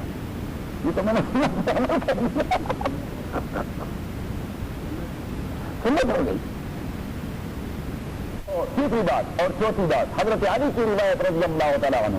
حضرت علی رضی اللہ تعالیٰ نے فرمایا صارت دماؤہم کدمائنا واموالہم کاموالنا، کہ میں نے رسول پاک سے سن لیا ہے کہ ان کا خون ایسا بن گیا ہے جس طرح ہمارا ہے، اور ان کے مال ایسے بن گئے جس طرح ہمارے نہیں. کہ پہلے ان کا خون سفید اب سرخ ہو گیا جو اسلامک ریاست کے سکون بن گئے. نہیں کہ ان کا خون اتنا محترم ہے جتنا مسلمان کا، اور ان کا مال اتنا محترم ہے جتنا مسلم. اور اسی چیز کو امام ابو حنیفہ نے فکس کر دیا ہے، باقی تین اماموں نے نہیں فکس کر دیا. باقی تین اماموں نے انہوں نے فکس کر دیا کہ اسپیسیفک لمٹ مینس کہ اگر کسی نے غیر مسلم کے مال کو چوری کر دیا، مسلمان کے مالوں کو چوری کر کے تم تک کورٹ میں اگر اس چور کو لے جایا جائے اور اس پر چوری ثابت ہو جائے تو کیا ہوگا؟ ہاتھ کاٹا جائے گا. تو اگر غیر مسلم کے مال کو وہاں فرقہ کر دیا اور چوری کر دیا تو پھر کیا جائے گا؟ ہاتھ کاٹا جائے گا. لیکن جسے according to all of the ائمہ. لیکن مسئلہ ہے قتل کا. مسئلہ ہے قتل کا. وہ کہتے قتل خطا ہو قتل خطا ہو یا قتل عمد ہو تو 3 ائمہ کہتے ہیں کہ اس پر بلڈ منی دے دی جائے گی. غیر مسلم کے ورثاء کو کیا دے دیا ہے؟ جبکہ اگر مسلمان کو قتل عمد کے طور پر قتل کیا گیا تو وہاں کیا جائے گا؟ وہاں پر قصاص کیا جائے گا. تو امام ابو حنیفہ رحمۃ اللہ علیہ فرماتے ہیں ابوبکر کی روایت صارت دماؤہم کا دمائنا واموالہم کا اموالنا. اب وہ 3 ائمہ بھی حدیث کو لے لیتے ہیں کہ نبی کریم صلی اللہ علیہ وسلم نے فرمایا کہ لا يقتل المسلم بکافر، لا يقتل المسلم بکافر، کہ مسلمان کو کافر کے قاتل کے بدلے قتل نہیں کیا جائے گا. تو امام ابو حنیفہ رحمۃ اللہ علیہ فرماتے ہیں کہ جب ٹائٹل تبدیل ہو جاتا ہے تو حکم میں تبدیلی آ جاتی ہے. حضور نے اس حدیث میں کافر کا لفظ استعمال کر دیا ہے جبکہ یہاں ٹائٹل ذمہ کا ہو گیا ہے. ذمہ از سمتھنگ ایلس دین کافر. ہی از ناٹ کافر 100% ان اے سینس کہ اس نے اسٹیٹ کے لاس کو فالو کر دیا ہے. تو اسٹیٹ کے لاس کو فالو کر دے وہ ریاستی کافر نہیں بنا، وہ دینی کافر تو ہے لیکن ریاستی کافر نہیں، اس کا ٹائٹل تبدیل ہو گیا ہے. اور ٹائٹل تبدیل ہو جاتے تو احکام میں تبدیلی آ جاتی ہے. صحیح ہے. اور تائید کر دیا حضرت علی کی روایت کہ صارت دماؤہم کا دمائنا واموالہم کا اموالنا، کہ ان کا خون اتنا محترم ہے جتنا مسلمانوں کا خون. تو امام ابو حنیفہ کا مسلک ہے کہ ذمہ کے قتل کے بدلے مسلمان قاتل کو قصاص کیا جائے گا. صحیح. اور یہ بوڑھا تھا، یہ جو بوڑھا تھا نا، اللہ کریم نے اس بوڑھے کو قانون کی کیا سمجھ دے دی. کیونکہ کوئی پیسے میں سے نکالے تھا کہ یہ صحابہ اور اولیاء کی زمین دے کے اور انبیاء کی. شروع کریں گے لبنان سے. کہاں سے؟ لبنان، جارڈن، عراق، سیریا، مصر، سعودیہ. یہ تو 15 دن کا ہونا چاہیے. تو اپنے امام کے پاس بھی چلے جائیں گے، ابو حنیفہ کے پاس بھی چلے جائیں گے. اس آدمی کو اللہ تعالیٰ نے قانون کی زبردست سمجھ دی. یہ اس طرح ادھر سے اصول پک کر کے ایک جامع آئیڈیا دے دیتا ہے کہ آج سے 1300 سال پہلے اس نے جو تصور دے دیا قانون کے اپلائی کرنے کا، آج کے دور میں جو بھی غیر مسلموں کی طرف سے اعتراض آ جائے کم تر ہی آپ 3 ائمہ کے مذہب میں اس کا جواب دے پائیں گے. صرف ابو حنیفہ کا مذہب ایسا ہے جس سے منہ توڑ جواب آپ دے سکیں گے ان کو. یہ دیکھیے ابو حنیفہ کا مسئلہ ہے. اور بیسڈ اپان سچ آیات آف ہولی قرآن اور احادیث آف رسول اللہ صلی اللہ علیہ وسلم اور پریکٹسز آف صحابہ رضوان اللہ علیہم اجمعین. اچھا، تو اب صاغرون کا کیا معنی ہو گیا؟ جب یہ 4 احادیث ہم نے ذکر کر دیے اور پریکٹسز ہم نے منشن کر دیے اور انٹرپریٹیشن بھی ہم نے منشن کر دی، تو صاغرون کا معنی کیا ہوگا؟ کہ حتی یأتی الجزیۃ عن ید وہم صاغرون. صاغر کا معنی یہ کہ وہ اپنے کو اس حوالے سے چھوٹے سمجھتے ہیں. تو عزت جو ہے وہ اسلام کے لیے ہے. ہماری عزت اسلام کے مقابلے میں کوئی نہیں. اسلام کے مقابلے میں ہماری عزت کوئی نہیں، اس لیے کہ ہم اس نظام کو چیلنج کر رہے ہیں جس نظام نے ہمیں اتنی اہمیت دی ہے. جس نظام نے ہمیں اتنی اہمیت دی. تو صاغرون کا معنی یہ کہ وہ اپنے آپ کو اس حوالے سے ذلیل سمجھے کہ یہ اسلام نے ہمارے ساتھ احسان کر دیا ہے. Otherwise we are challenging the supremacy of Allah subhanahu wa ta'ala, the sovereignty of Allah subhanahu wa ta'ala, so we should be killed. لیکن چاہیے اپنی کہانی ختم نہ کرو. انہیں عزت والی زندگی ہے، انہیں بطور ذمہ رکھیں، سارے حقوق ان کو دیا کریں. بات میں آئے کیسا؟ وقالت اليهود عزير ابن الله وقالت النصارى المسيح ابن الله. یہ خدشے کا رد ہے. نصارہ اور یہود نے کہہ دیا اچھا تو آپ ہمیں بھی اس طرح ڈیل کریں گے غیر مسلم ہو کے ہم جزیہ دیں گے؟ ہم تو بلیو کرتے ہیں اللہ کے نازل کردہ دین پر. اللہ کریم نے فرمایا خاص بلیو کرتے ہیں. عزیر کو اللہ کا بیٹا سمجھ کر کے دین کا تصور کہاں رہا؟ عیسیٰ کو اللہ کا بیٹا سمجھ کر دین کا تصور کہاں رہا؟ وقالت اليهود عزير ابن الله. یہود نے کہہ دیا کہ عزرا یہ ان کا مسایہ ہے. And they are of the view that he will come before قیامہ. وہ کہتے ہیں کہ عزرا آئے گا. یوش کہتے ہیں تو کون آئے گا؟ عزرا آئے گا. اور ہم اور عیسائی مشترکہ طور پر کہتے ہیں کہ مسیح آئے گا. کون آئے گا؟ مسیح. لیکن وہ مسیح جو کروسیفائیڈ ہو چکا ہے یہ دلیل ہو اس کی کروسیفیکیشن کوئی نہیں ہے. کیونکہ مسیح کہتے ہیں، عیسائی کہتے ہیں کہ اس کو کروسیفائڈ کر دیا گیا، پھر اللہ نے اسے لائف دے دی اور آسمانوں پر پہنچا دیا. صحیح. وقالت اليهود عزير ابن اللہ. اب عیسیٰ علیہ السلام کے حوالے سے اللہ کے بیٹے ہونے کا تصور کیوں پیدا ہوا؟ اس لیے کہ اس کا باپ نہیں تھا ایک، وہ بغیر باپ کے پیدا ہوا. دوسری بات یہ کہ انجیل نے اس کو روح اللہ کہہ دیا کہ یہ اللہ کی روح ہے. یہ کیا ہے؟ اللہ کی، تو ہر ایک روح اللہ کی روح ہے. اس لیے تو علماء کرام اور خصوصاً حضرت شاہ ولی اللہ رحمہ اللہ وہ اللہ کی ذات کو روح اعظم کہتے ہیں. کیا کہتے ہیں؟ روح اعظم. کیونکہ باقی جتنے سارے ارواح ہیں یہ اللہ کے ذات کے ذرے ہیں، یہ اللہ کے ذات کے ذرے ہیں، اور وہ روح اعظم ہے. وہ کیا ہے؟ وہ روح ہے. اور وہاں سے وہ مسئلہ نکل گیا، مسئلہ وحدت الوجود. اس پر صوفیاء کے درمیان بہت بڑا جھگڑا چل رہا ہے. مسئلہ وحدت الوجود اور مسئلہ وحدت الشہود، دو مسئلے ہیں صوفیاء کے نزدیک. ایک کو کہتے ہیں وحدت الوجود اور دوسرا کہتے ہیں وحدت الشہود. وحدت الوجود اور وحدت الشہود کا جھگڑا ابن عربی اور مجد الفسانی کے درمیان صوفیاء میں چل رہا ہے. ابن عربی، محی الدین ابن عربی رحمہ اللہ بہت بڑے عالم گزرے ہیں، 2 کتابیں لکھی ہیں. کتابیں کئی ساری لکھی ہیں لیکن 2 اہم ہیں اس کے تصوف ہیں. ایک کا نام ہے فتوحات مکیہ اور دوسرے کا نام ہے فصوص الحکم. تو اس میں ایسی باتیں کی کہ عام لوگوں کے ذہن میں نہیں آتی. آپ نے سب سے بڑے ولی تو لوگوں نے کہا یہ تو ہندو مت کا کچھ عقیدہ معلوم ہو رہا ہے، یہ تو ہندو مت کا کچھ عقیدہ کچھ مکسنگ ہو رہی ہے ابن عربی کی کتاب میں. اور تبھی مجھے الفسانی کو غصہ آیا تو اس نے اس کے تصورات کو رد کر دیا مکتوبات میں اس کے تصور، اور اس نے وحدت الوجود کے مقابلے میں وحدت الشہود کا تصور دے دیا. حضرت شاہ صاحب آئے، شاہ ولی اللہ محدث دہلوی رحمۃ اللہ علیہ، اس نے فرمایا یہ جھگڑا دونوں کا لفظی جھگڑا ہے. ایک دوسرے کو مفہوم کو نہیں سمجھے، ایک دوسرے سے انٹرپریٹیشن نہیں مانگی. اگر ایک دوسرے سے تشریح مانگتے تو ان کا جھگڑا پھر ختم ہوتا ہے کہ کوئی جھگڑا ہے نہیں. تو فرماتے حضرت شاہ صاحب کہ وحدت الوجود کا معنی یہ ہے کہ ہم اوس، اور وحدت الشہود کا معنی ہے ہم ازوس. اس نے فارسی میں دونوں کی تعبیر کر دی. جب وحدت الوجود کا معنی ہے ہم اوس، یہ دنیا اور کائنات جتنی ساری بھی ہے یہ اللہ ہے. یہ means کہ nothing has its own entity but depend on the ذات of Allah سبحانہ و تعالی. مطلب وجود کا معنی یہ کہ ہم ہیں، آپ کیا ہے؟ کچھ بھی نہیں. کیا موجودات؟ میں نے آپ کو اصول میں بتا دیا تھا کہ موجودات 2 قسم کے ہیں. ایک کو کہتے ہیں واجب الوجود اور دوسرا کہتے ہیں ممکن الوجود. واجب الوجود وہ ذات ہے جو ہمیشہ جو ہمیشہ سے ہے اور ہمیشہ کے لیے ہوگا اور اپنے وجود میں کسی کا محتاج نہیں. نہ اس پر عدم کا زمانہ گزرا ہے اور نہ عدم کا زمانہ آنے والا ہے. عدم کا معنی نہ ہونا، نہ اس پر نہ ہونے کا زمانہ کبھی گزرا ہے اور نہ ہونے کا زمانہ کبھی آنے والا بھی نہیں ہے. وہ ہمیشہ سے ہے، ہمیشہ کے لیے رہے گا. اور ممکن الوجود ہم ایک زمانے میں نہیں تھے، اب ہیں، ایک زمانہ آئے گا نہیں ہوں گے.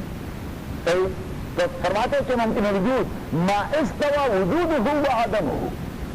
تو ممکن وجود کا معنی یہ کہ ان کا ہونا اور نہ ہونا دونوں برابر ہوتے ہیں. ہونا اور نہ ہونا اس طرح وہ کہتے ہیں کہ چرمینو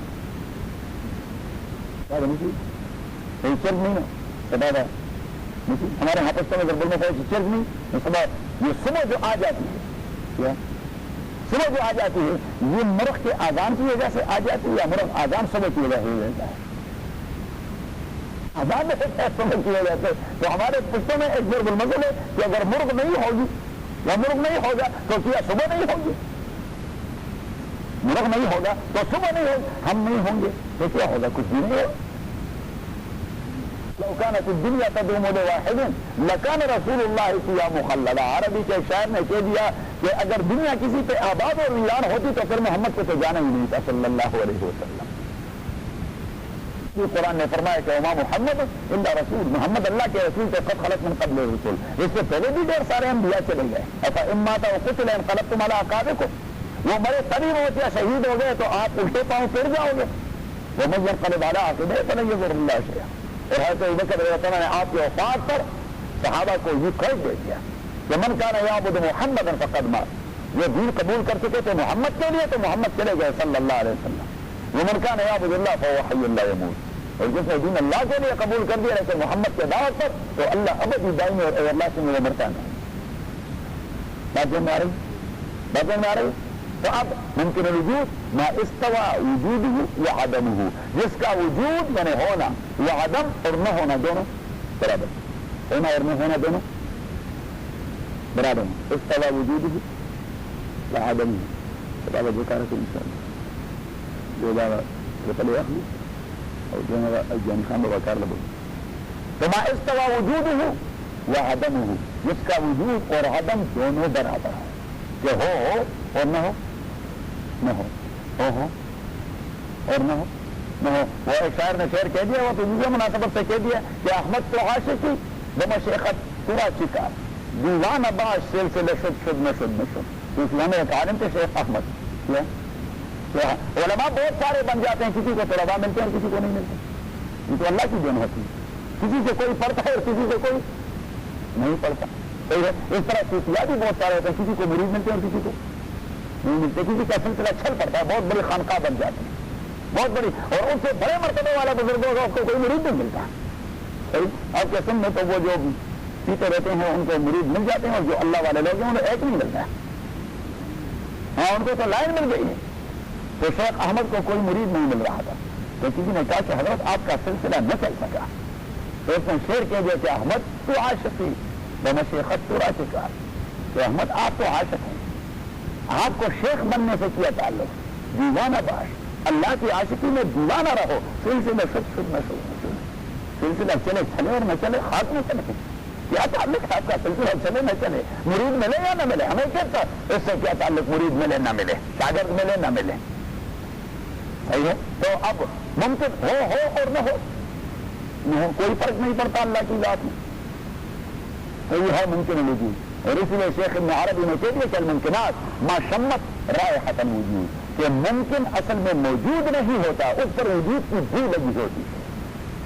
اس پر کیا لگی ہوتی ہے ایگزسٹنس کی بو لگی ہوتی ہے کیونکہ اصل existing entity that is only one existing entity ہاں اور یہی بات سلطان بہاؤالدین رحمہ اللہ نے اپنے قصیدے میں لکھی سلطان بہاؤالدین زکریا ملتانی رحمہ اللہ نے اپنے قصیدے میں لکھی ہے کہ یقیداً بری عالم کے لا معبود الا یقیداً بری عالم کے لا معبود الا ہو ولا موجود فی الکونین لا مقصود الا ہو کہ میرا یہ عقیدہ ہے کہ اللہ کے علاوہ کوئی دوسرا معبود نہیں اور میرا یہ بھی عقیدہ ہے کہ دونوں جہادوں میں اللہ کے وجود کے علاوہ کوئی وجود ہے ہی نہیں بس وہی ایک تو وجود ہے باقی کیا وجود ہے ابھی اللہ کریم ایک سیکنڈ میں ساری دنیا کو فنا کر دے گا کوئی وجود ہوتی ہے یہ تو شراب ہے کہ شراب دیتی آتی زمان یہ تو ریت کے پہلے ہیں ابھی ایک وینڈ آئے سب کچھ ختم ایک وحدت وجود ہم اور کیا ہم اور دوسرا وحدت شعور کہ ہم ازور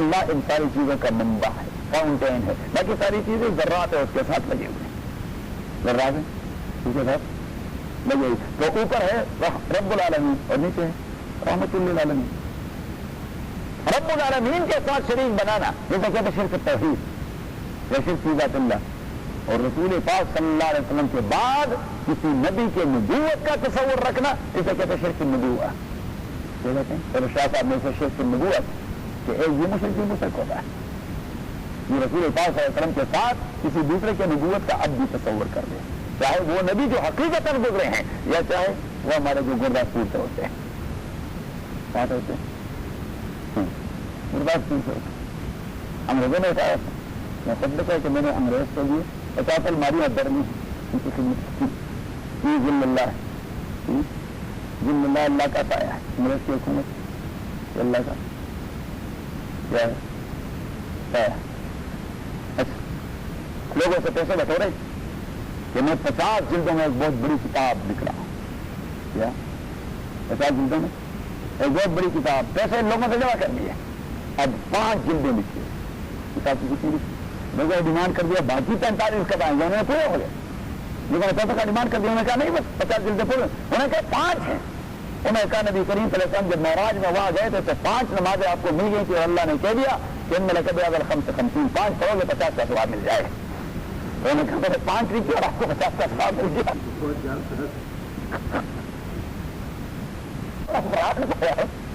وہ بہت بڑا فراڈ تھا سارے فراڈ ہیں یہ تو ہاں وہ طاہر ہے وہاں بیٹھا ہوا ہے لندن میں پوری دنیا میں سیٹلائٹ پر وہ اپنا دعوت چلا رہا ہے پوری دنیا میں اس کا پیغام ہے سینکڑوں چینلز پر اس کا خطبہ نشر ہوتا ہے بڑی وہ اسپیچ کرتا ہے سینکڑوں چینل پر، پوری دنیا میں سنا جاتا ہے، کیونکہ وہ تو اپنی آمدن کا 5واں حصہ دیا کرتے ہیں سارے، 5واں حصہ وہ اپنے مذہب کے لیے رکھ جاتا ہے، وہاں سے تباہ جائیں اور 5 کے بعد ہاں وقالت اليهود عزير ابن اللہ، یہود نے کہہ دیا عزیر اللہ کا بیٹا ہے، اور کیوں کہا؟ بات یاد ہے آپ کو؟ عزیر کو اللہ کا بیٹا کیوں بنایا؟ عیسیٰ کے حوالے سے تو ٹھیک ہے، کوئی تک نہیں بنتا، لیکن انہوں نے کوئی پلی لے لی ہے کہ باپ نہیں تھا، بغیر باپ کے پیدا ہو گیا، اللہ کریم نے اسے روح من کو کہہ دیا کہ یہ میری روح ہے۔ تیسری بات یہ ہے کہ وہ ایسے بیماریوں کی علاج کرواتا اپنے ہاتھ پیرنے سے کہ اطباء کے پاس ان کا کوئی علاج نہیں تھا، وہ مردے سے کہہ رہتا قوم اٹھ جاؤ تو مردہ اٹھ جاتا، تو کہتے ہیں خدائی صفات اس میں موجود تھی، الہی صفات اس میں موجود تھی، تو مینس کہ وہ پھر خدا تھا، خدا کا بیٹا تھا، خدا تھا یا خدا کا بیٹا تھا، لیکن عزیر میں کیا صفت تھی؟ وہ تورات والا مسئلہ تھا کہ بخت نصر نے تورات کے سارے نسخے جلا ڈالے تھے، اور جن کو تورات کا جو 2 آیتیں دی جاتی اس کو بھی ختم کر دیا، اور تورات کا پوری دنیا سے خاتمہ ہو گیا۔ اللہ کریم نے حضرت عزیر کو بھجوایا، اور جس طرح نبی کریم صلی اللہ علیہ وسلم کے قلب و دماغ میں اللہ نے قرآن کو القاء کیا کہ وہ تورات جو موسیٰ کو ملی تھی وہ اللہ کریم نے حضرت عزیر علیہ السلام کے قلب و دماغ میں القاء کیا، اور اس نے بیت المقدس میں کھڑے ہو کر ایک ہی نشیب میں ساری تورات سنا دی ساری۔ اب یہ ناقابل یقین قسم کا کام جو کر جائے تو لوگ اتنے مرغوب ہو جاتے ہیں کہ اسے یا خدا سمجھ جاتے ہیں یا خدا کا بیٹا سمجھ جاتے ہیں، تو اسے خدا کا بیٹا کہہ دیا، ہاں، اور وہ ابھی اسے مسایہ سمجھتے ہیں کہ he will come once again۔ وقالت اليهود عزير ابن اللہ، یہود نے کہہ دیا کہ عزرا خدا کا بیٹا ہے۔ وقالت النصارى المسیح ابن اللہ، عیسائیوں نے کہہ دیا کہ عیسیٰ اللہ کا بیٹا ہے۔ ذالک قولہم، یہ آیت ہم نے متداول میں پڑھ لی تھی، ذالک قولہم بافواہہم، یہ ان کی منہ کی باتیں ہیں، یہ ان کی فقط منہ کی باتیں ہیں، یعنی اس پر کوئی دلیل نہیں۔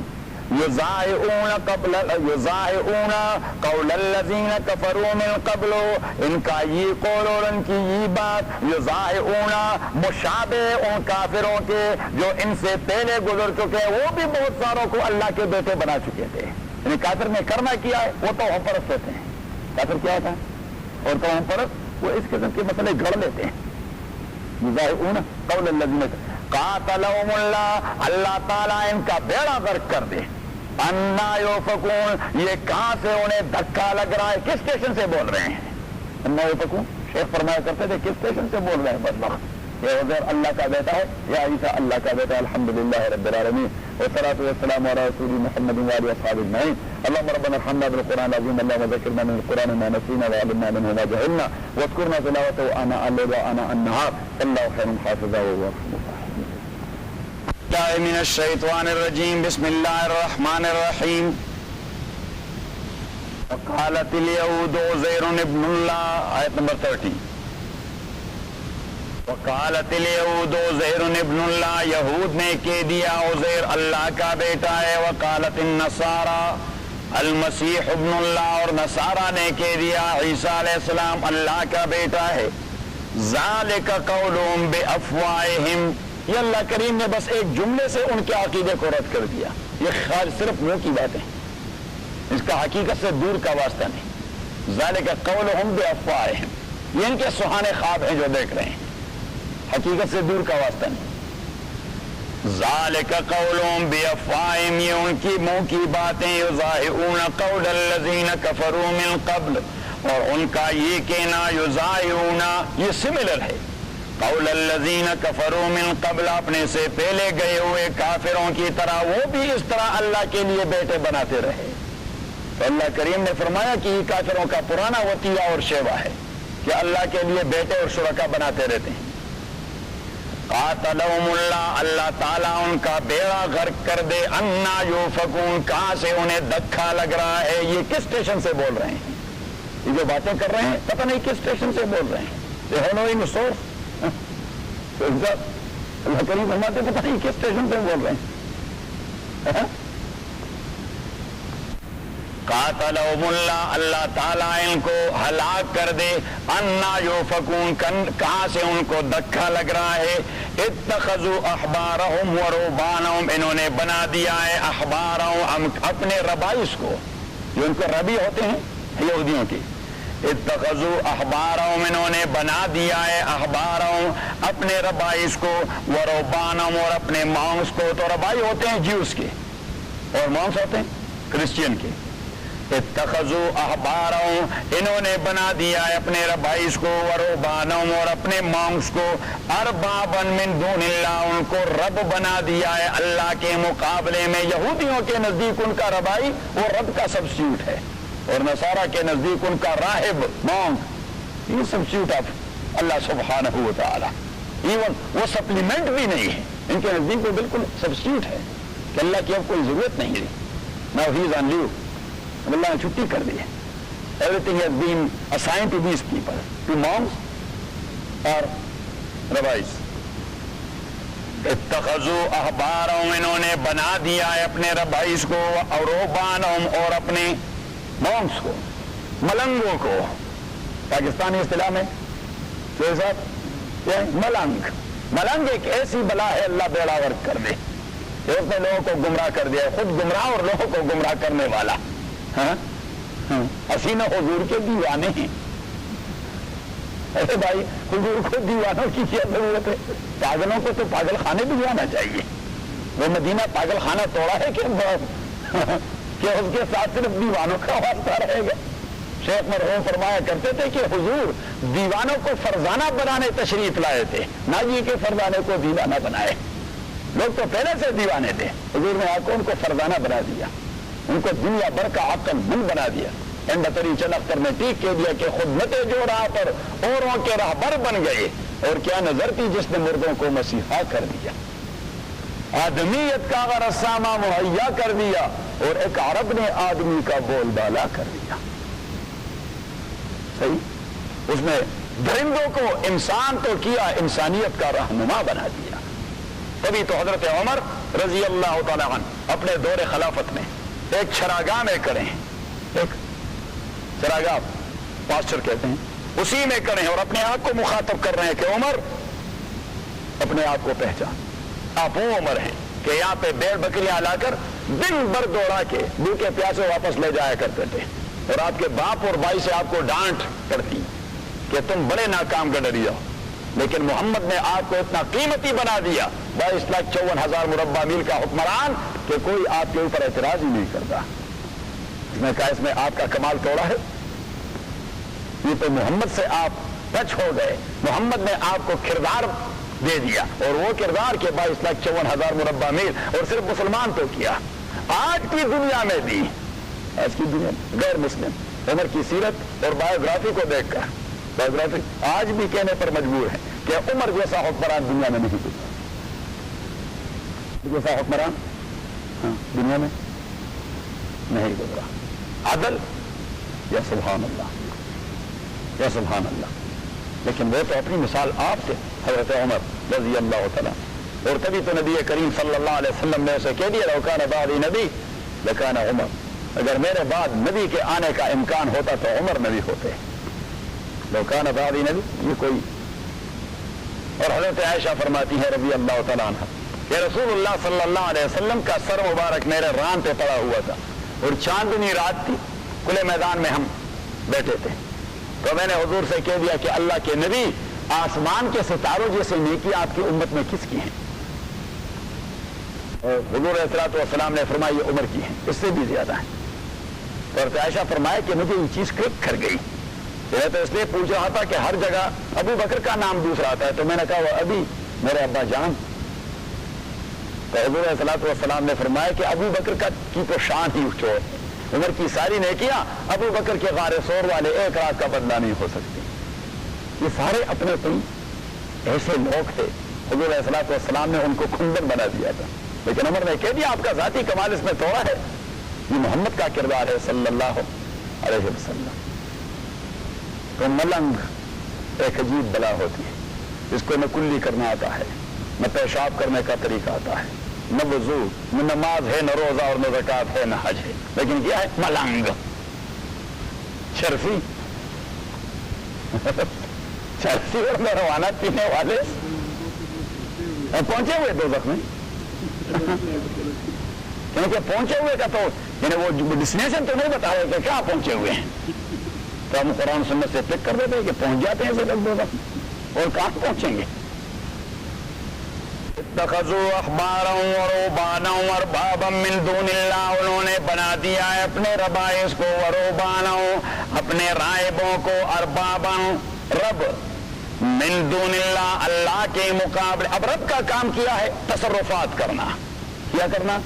چوری صاحب تصرفات کرنا، تو وہ کہتے ہیں ربائی ہی سب کچھ کر رہا ہے، پریسٹ ہی سب کچھ کر رہا ہے، پوپ ہی سب کچھ کر رہا ہے۔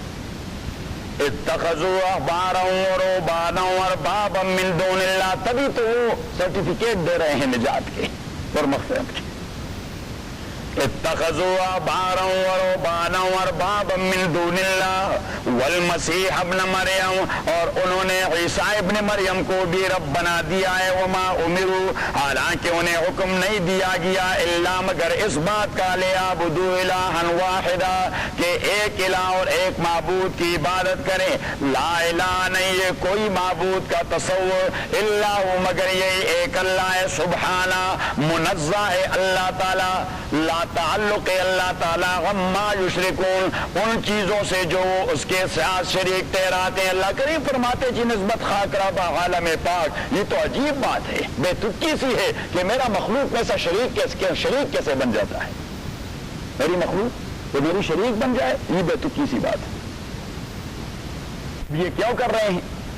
یریدون ان یطفئوا نور اللہ، وہ چاہتے ہیں ان یطفئوا کہ بجھا دیں نور اللہ اللہ کی روشنی کو، بے افواہم اپنے پھونکوں سے، ویاب اللہ اور اللہ کریم انکار کر چکے اس قسم کے کاموں سے، الا ان یتم نورا مگر یہ کہ وہ تکمیل کرا دے اپنے دین اور اپنی لائٹ کی، ولو کرہ الکافرون اگر کہ کافر اسے اچھا نہیں سمجھتے، اللہ کے دین کی تکمیل کافر اللہ اچھا نہیں سمجھتے، لیکن اللہ کریم نے فرمایا ان کا منصوبہ کچھ اور ہے اور ہمارا منصوبہ کچھ اور ہے، نور خدا ہے کفر کی حرکت پہ خندزن، علامہ نے فرمایا کہ نور خدا ہے کفر کی حرکت پہ خندزن، پھونکوں سے یہ چراغ بجھایا نہ جائے گا، پھونکوں سے یہ چراغ بجھایا نہ جائے گا۔ یریدون ان یطفئوا نور اللہ بافواہہم، وہ چاہتے ہیں کہ بجھا دے اللہ تعالیٰ کے دین کے روشنی اور مشعل اور لم کو، بے افواہم اپنے منہ کے ناپاک بلوز سے، ویاب اللہ الا ان یتم نورا، انکار کر چکا ہے اللہ تعالیٰ تمام اس قسم کے کاموں سے، الا ان یتم نورا مگر یہ کہ اپنے دین اور نور کی تکمیل کر دے، ولو کرہ الکافرون اگر کہ کفار سے برا سمجھتے ہوں، هو الذی اللہ وہ ذات ہے، ارسل رسولہ بالہدی جس نے بھجوا دیا ہے اپنے پیغمبر کو بالہدی ہدایت کے ساتھ، وہ دین الحق کے ایک ثابت اور سٹیبل نظام کے ساتھ۔ تو جب اللہ کریم نے اپنے نظام کو سٹیبل کہہ دیا تو اس کا معنی یہ کہ اللہ کے نظام کے علاوہ جتنے سارے نظام ہوں گے وہ انسٹیبل ہوں گے، اس میں سٹیبل نظام کوئی نہیں ہوگا، ایک آپ کو فائدہ دے دے گا تو سائیڈ ایفیکٹ اس کے دو نقصانات بھی ہوں گے۔ انسٹیبل ان اے سینس کہ انسان کا بنایا ہوا نظام آپ کو ایک فائدہ دے دے گا تو اس کا سائیڈ ایفیکٹ اگر دو نہیں تو کم از کم ایک نقصان تو دے دے گا۔ ودین الحق اور سٹیبل نظام کے ساتھ، لیظہرہ تاکہ اللہ تعالیٰ اسے غالب بنا دے، علی الدین کلہ سارے نظاموں پر، ولو کرہ المشرکون اگرچہ مشرک اسے برا مانتے کہ اللہ کے دین کا بول بالا ہو، مشرکی نہیں جاتے کہ اللہ کے دین کا بول بالا ہو۔ اس مضمون کی آیت قرآن کریم میں 3 جگہوں پہ آئی ہے، ایک سورہ التوبہ، دوسرا سورہ الصف اور تیسرا سورہ الفتح، 3 جگہ پہ ہیں، آپ ذرا نکالیں۔ سورہ الفتح 27 میں ہوگا، ہاں 26 میں لیا، آیت نمبر 28 28 هو الذي ارسل رسوله بالهدى وَالدِّينِ الْحَقِّ لِيُظْهِرَهُ عَلَى الدِّينِ كُلِّهِ. The same wording. صحیح دیکھ لیا چوری صاحب.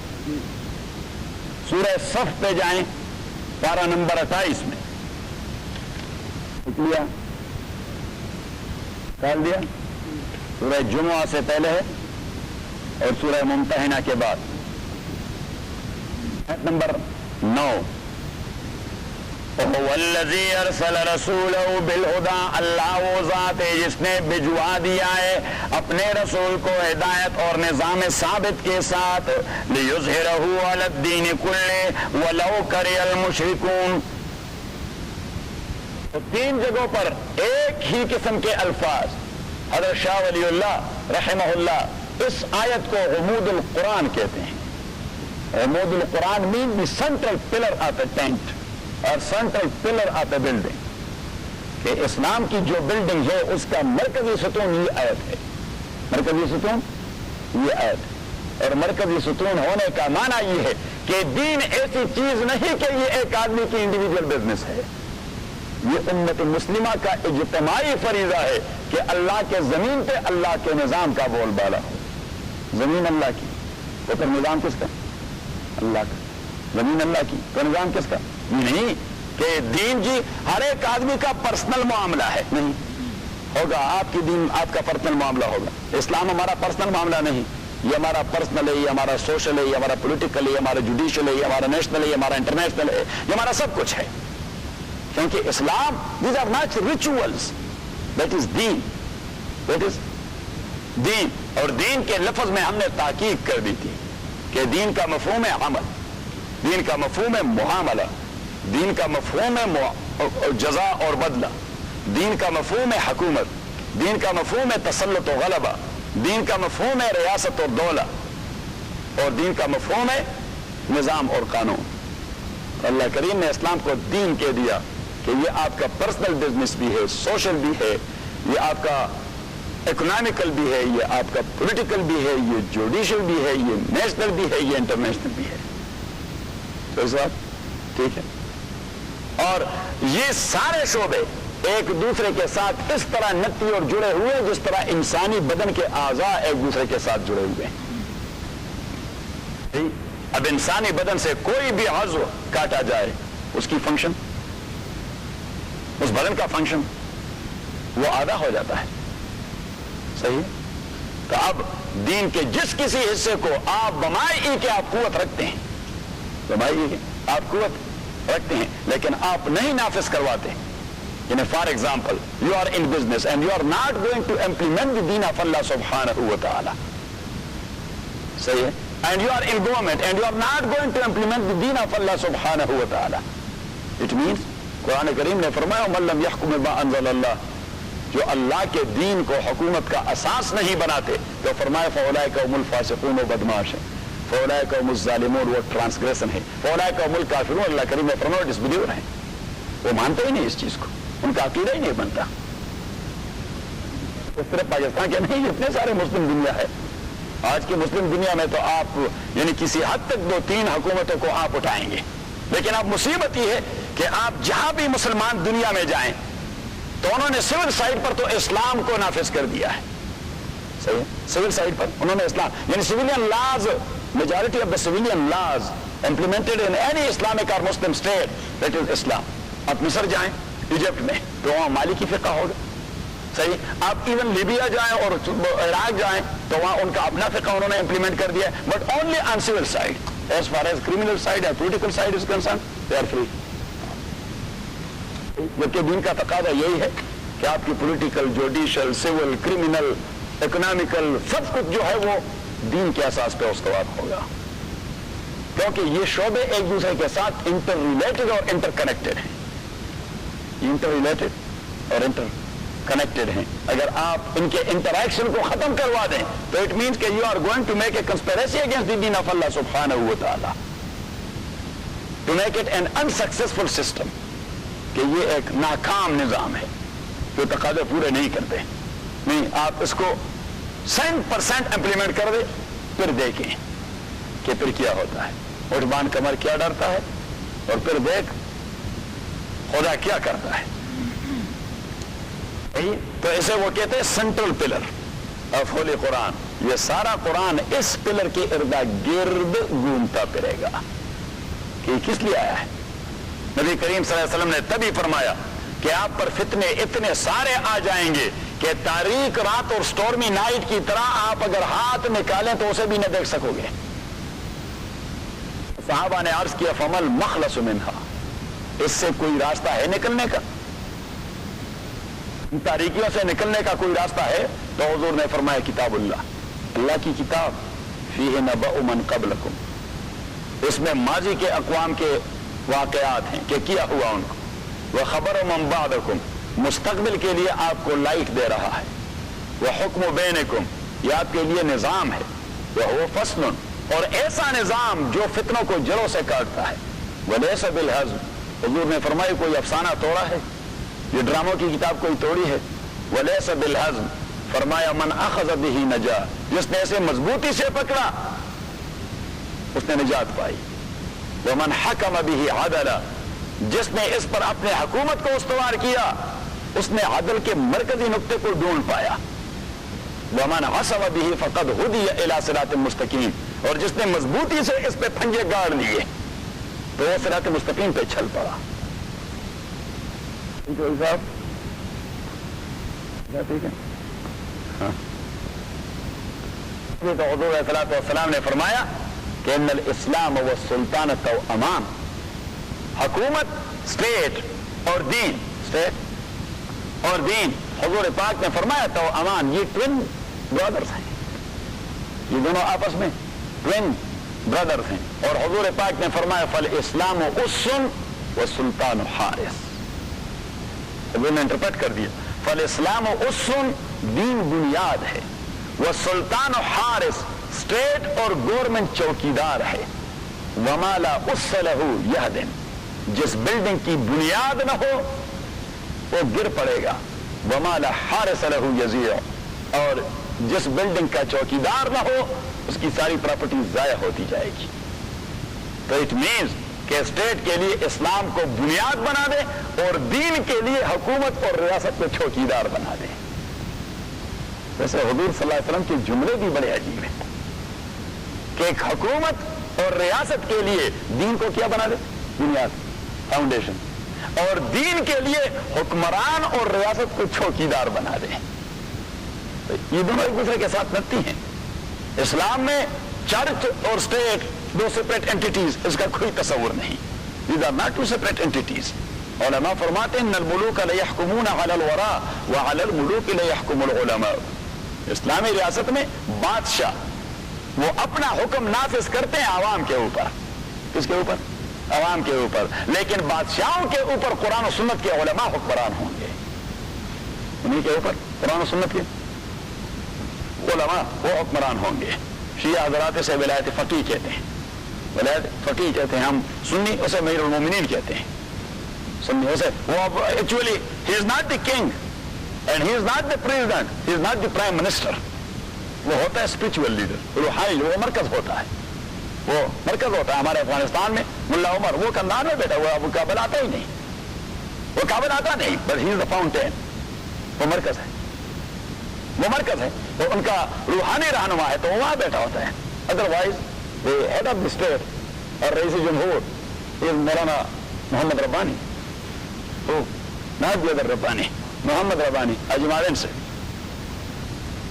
حاجی معاون حاجی معاون سے، وہی حاجی معاون. ہی از ایکچولی رئیس جمہور، but they don't use the word رئیس جمہور، دے ڈونٹ یوز.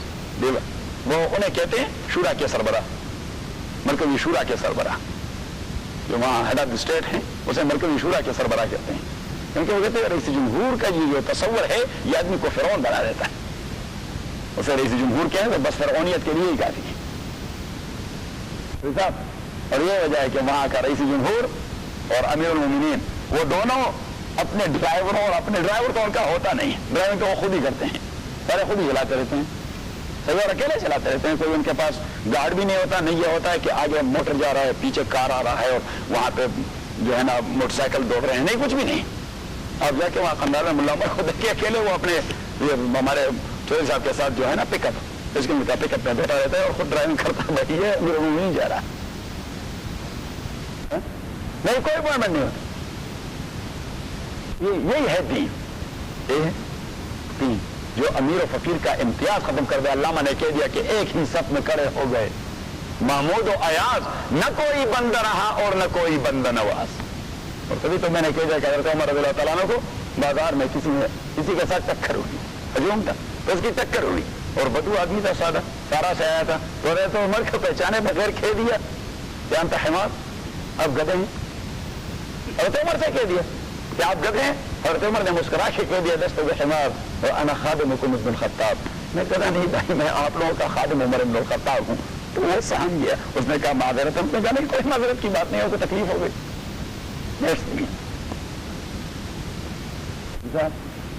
کیا خیال؟ حضرت عمر رضی اللہ تعالیٰ عنہ وہ مدینہ منورہ کے آؤٹ کٹس میں رات کے وقت گھوم پھر رہے تھے، تو ایک ٹینٹ میں یا ایک گھر میں اس کو لائٹ نظر آئی، تو وہاں چلے گئے، دروازہ کٹکھٹایا. ایک بدو نکلا. میں کہا بھائی آپ کو کیا تکلیف ہے؟ رات کے وقت آپ کے گھر میں لائٹ جل رہی ہے، نیند کے رات کو تو لوگ سو جاتے ہو، آپ کرتے ہیں؟ تو اس نے کہا میری بیوی کا بچہ ہو رہا ہے اور کوئی ہے نہیں نرسنگ کرنے، کیونکہ ہم تو سارا میں رہتے ہیں، کوئی یہاں پہ ہے نہیں، ہمارا اکیلا گھر ہے اور اس کو تو خاتون کی ضرورت ہے، میں بھی تو یہ خدمت نہیں کر سکتا. حضرت عمر رضی اللہ عنہ دوڑ دوڑ دوڑ دوڑ دوڑ کے اپنے گھر آئے اور اپنی بیوی کو جگا دیا کہ چلیں گے. جو اس نے کہا کہ جو ضروریات اس وقت ہوتی ہیں تو آپ جلدی جلدی تیار کر دیں. تو جو ضروریات تھی وہ اس نے تیار کر دی اور دوڑ کے آئے.